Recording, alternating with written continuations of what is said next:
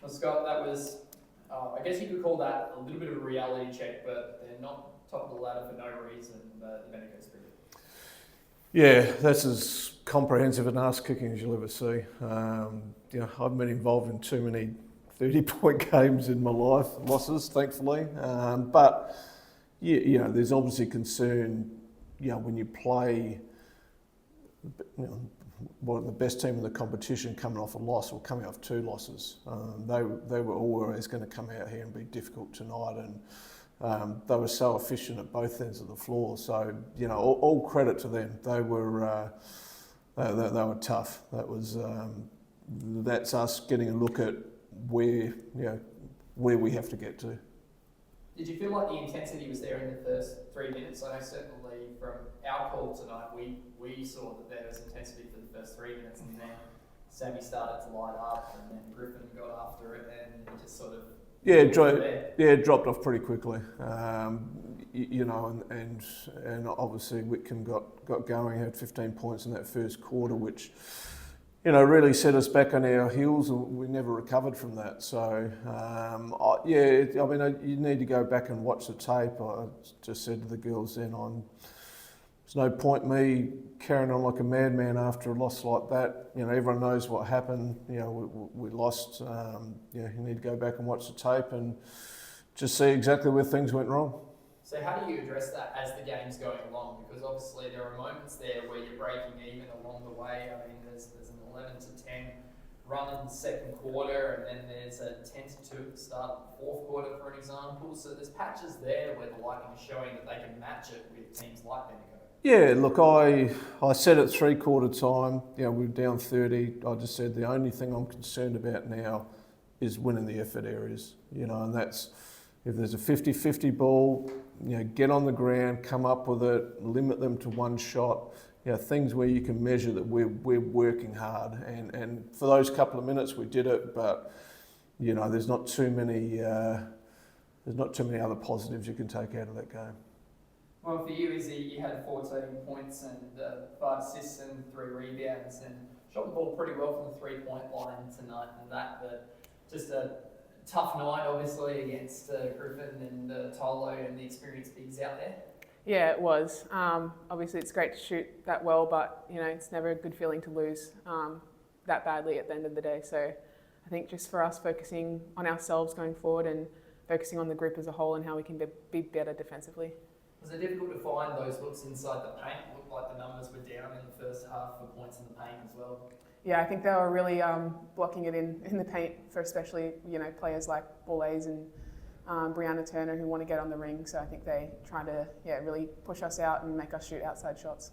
But how do you sort of pick your poison against this team too? Because they shoot the ball really well from the 3-point line, the ball movement, their off-ball movement, and then their inside paint presence. I mean, what do you pick in terms of how to defend it? Yeah, I think Scott told us to be a little bit more proactive.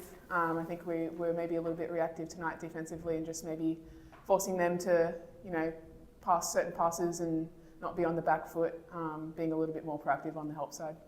Now, Scott Breezy was pretty quiet tonight as well. Just one of those nights, or yeah, I think so. I mean, we've seen what she's been able to do, over the course of the season.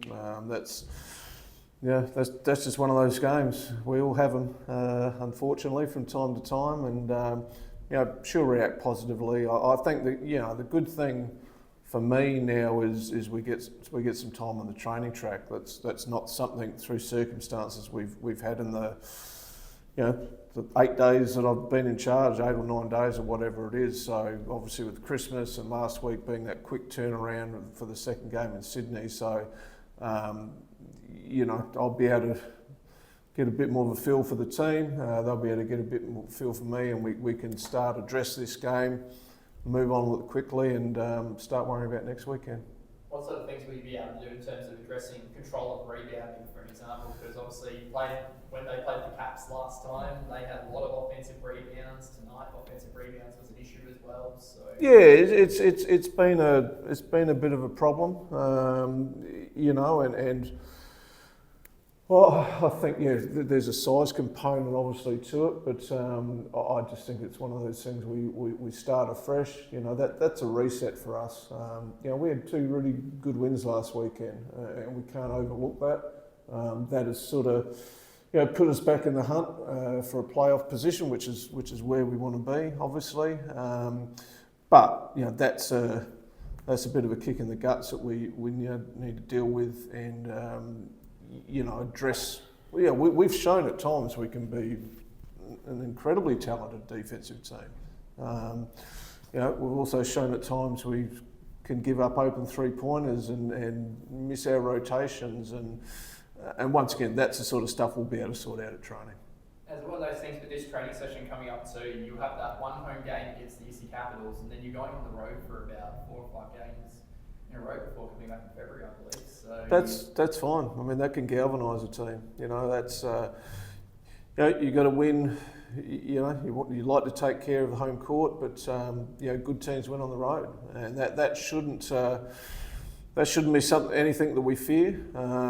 Once again, if are we going to make up the numbers, or are we going to make a push to the playoffs and potentially see where we can go from there? I like the idea of that, getting away, getting together as a group, and it's that us against the world mentality when you go on the road, which I do enjoy. Thanks, Scott. Thanks, Issie. Thank you.